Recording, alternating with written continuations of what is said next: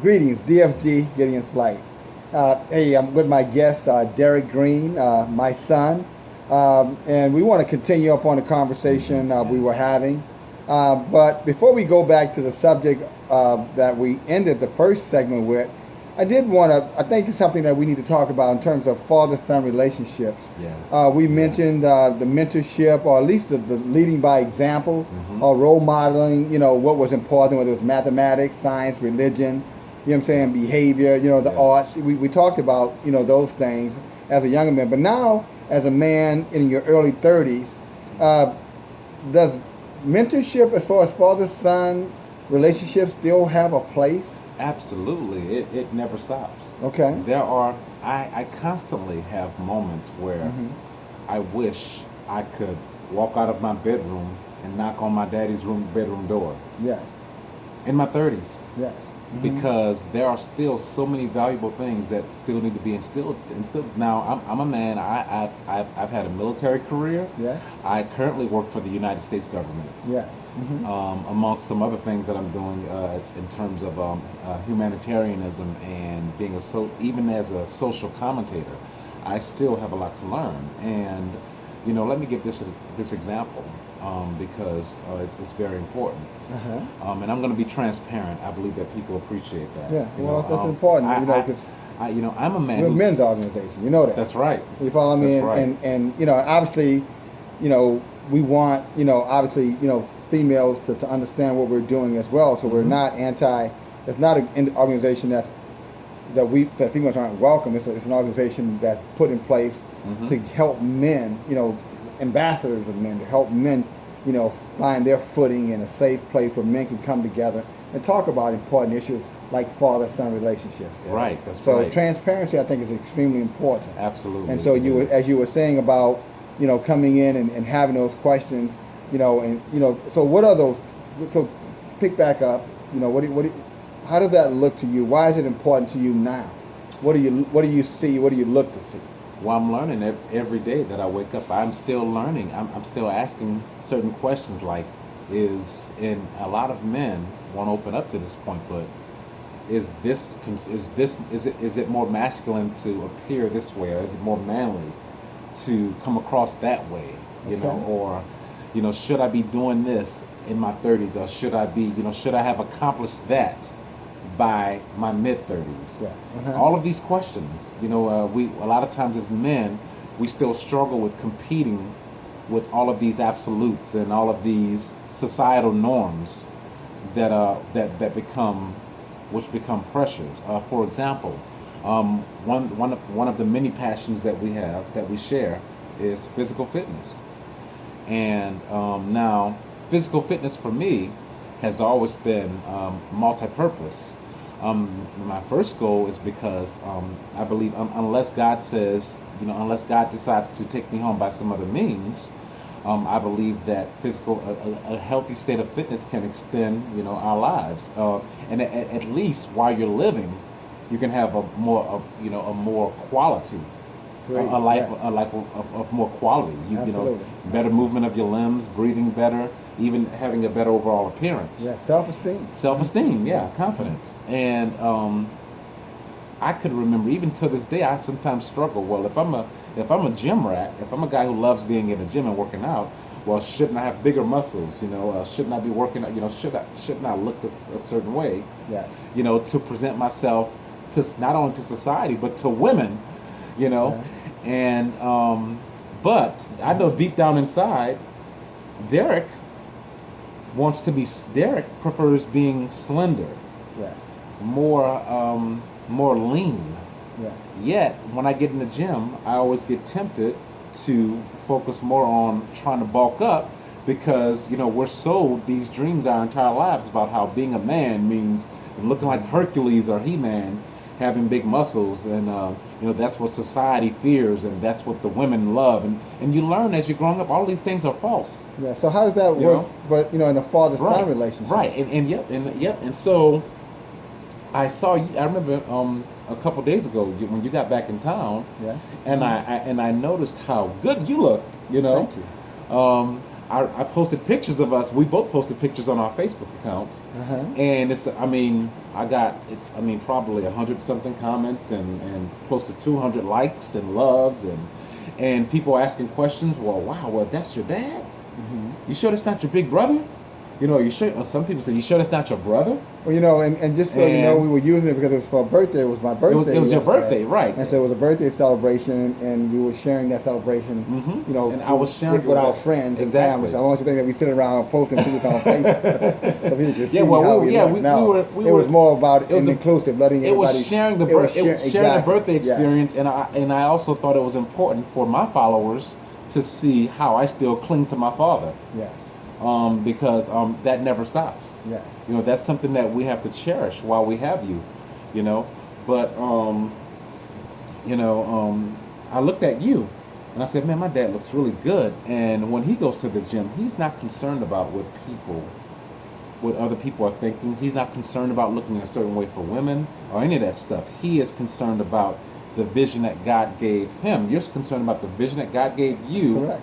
And in your state of fitness, mentally, spiritually, intellectually, and mentally, spiritually, physically, intellectually, and psychologically. Yes. You know, which are the important things to keep you where you need to be for your vision. The cornerstone of the soul. Exactly. You know, and that's really what I desire. When I want my workout sessions to be centered around the same thing. Not to mention, you had a more of a lean look. You know, you're not trying to bulk up. You have a very toned, lean look because you're more focused on the important things, which is long-term fitness, and that's where my heart is. Yes. But I'll go into the gym and forsake those things because I get distracted with wanting to be buff. You know, and so I see my dad, you know, walking in, looking 10 times better than all of these, all of these muscle bound guys, yet just being yourself. Lean, fit, healthy, looking about 20 years younger, you know, and I said, man, that took a lot of pressure off of me because seeing my dad in that physical state and seeing your confidence and how, just seeing how you basically allow your own vision to determine your guidelines and your goals for working out. Absolutely. That was I needed to see that again because that's going to get me back to the point where I'm going to the gym and I'm working out and maintaining my fitness for the right reasons. And when you do it for the right reasons, you'll do it more responsibly. And that came about from me watching you. So even that's just one of many examples of why fatherhood, why having that fatherly figure and that having your father as a mentor in your life is important. Because here I am in my 30s, it's time for me to start slowing down from wanting to lift 300 and 400 pound weights because I can hurt myself. I'm not in my 20s. Absolutely right. And and it's interesting that I think you make a very good parallel even from a physical fitness perspective because it is intentional on my part, to continue to find, a method to inspire, and create that holistic understanding that, we're not limited by age or we're not limited about anything outside of what our minds will allow our minds to tell us that we're limited by. And so even, as a father and, a mentor and leader, it's intentional. And it's just great to hear that, those observations from you, Derek. And, yes. And we want to get to the other subject because I think it's very important. Yeah, it is. But the last thing that if I can say that, I know last night we were talking about, some things around relationships and, how the healthy, what a healthy relationship looks like. Yes. And just how to debrief because, I know as a young man, I didn't have that relationship with my father. And I almost felt like, somehow that it was some type of generational curse and that I did not have him there. And then I learned over a period of time that, I could not continue to look behind at what he did not do. I had to focus on creating something, better because I had no right to talk about him being, the father that he was or the type of father that he was. Mm-hmm. And if I'm not going to demonstrate that same behavior, right? For my son. In other words, if I feel like him not being there for me was wrong, then I have to be there for you. Or be there for my children or my sons.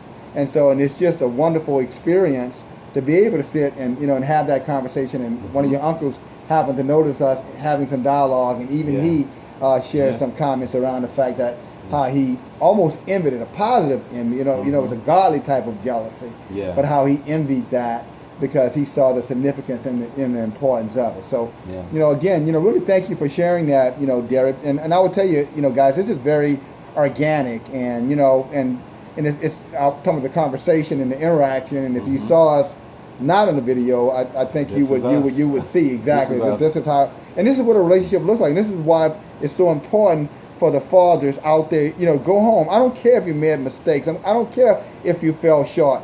There's always time to get it together, step by step. How the Chinese proverb goes: a journey of 1,000 miles starts with one footstep. And so you have to take and make the first step. And to your point earlier in our last video, you talked about that the sons have to be receptive. The sons have to be receptive. And sons, I will tell you, because a lot of you guys out there are still blaming your dads because your dad wasn't in your life, and you don't realize that's going to affect your children. I know you say it isn't, but it is going to affect your children because you're holding something in your heart, and it's going to limit your ability to really think clearly and make good decisions. You're going to overcompensate for what you did not get. That's right. That's correct. And you're going to hurt your family because you're holding on to that. So you have to be organic. You have to forgive and let that be, and be understanding about it. And then, get home and go back home, or if you're at home, communicate, talk, associate. And you're right, Derek, you're never too old. I wish my father was still here, because I would be still going to him for mentorship, and he would be in his 70s if he was still alive. So, but good thoughts, good points. So, we will close, on the, well, we were going to talk about the Louisiana situation, but, looks maybe that's not right now tonight, but I do want to say, to Derek, first of all, it's very proud to be able to see the man you have become, Thank you. And I will tell you too, guys, and Derek will attest to this, we didn't always have a tight relationship, so you're going to go through those spells. It was on and off. That's right, in that 20-something, when you start, because young men have to establish their own self-worth and self-independence. So at some point, the lion has to leave the den. And the lion, the father lion or the older lion has to give them space to leave the den. And sometimes the father lion get a little mad because the younger lion's not communicating, but give it time is what I'm saying. You give it time, give your sons time, to grow, give them time to explore and find themselves, because as the scriptures say, train up a child in the way he should go, and when he is old, he will not depart. So, give them time, even if they leave and go on their own, and you're not having the type of interaction you want to have, or you give it time, because we're a living witness. You follow me? That we started tight, had our little loosey-goosey moments, and now we're back together, and doing things, working together inside of Gideon's flight, and in the future potential is extremely bright. So Derek, I want to tell you again how proud I am, and to have you as my son, or one of my sons. I have Joshua out there too, wherever you are, Josh. But Joshua's in the military, he's out there in the United States Navy, serving our country. He'll be back. He'll be back soon enough. But we're proud of you, Josh. Yeah, we're proud of you, taking care of business for the United States. That's right. Countrymen. We've had an Air Force guy, we had an Army guy, and we got a Navy guy. Dale, Air Force. Derek, United States Army, and then Josh is out there right now. I think he's in Hawaii, serving in the United States Navy. So shout out to Josh out there, and to all the military veterans out there. We know how hard you work to protect our country. So that said, any closing words, Derek? Just to retouch on something that we said a few minutes ago, everything rises and falls on leadership, and the father is the footprint. The father is the cornerstone of, by which leadership is defined. That's right. So with that being said, fathers, please bear that in mind every step you take, and sons, you need to position yourselves to listen to those fathers, and those who don't have a biological father, just open your eyes. God has someone there, but you have to be willing to acknowledge and listen, so that you can, you have to be willing to keep an open mind, so that you know and acknowledge when he's there. That's right. You have to be open for it, and again, thank you for your comments. Great conversation. You know, I hope it helps a little bit. I'm sure it will somewhere out there. But now you know, DFG, DEG, DEG, yes. Gideon's Flight. Good night, everyone. Thank you.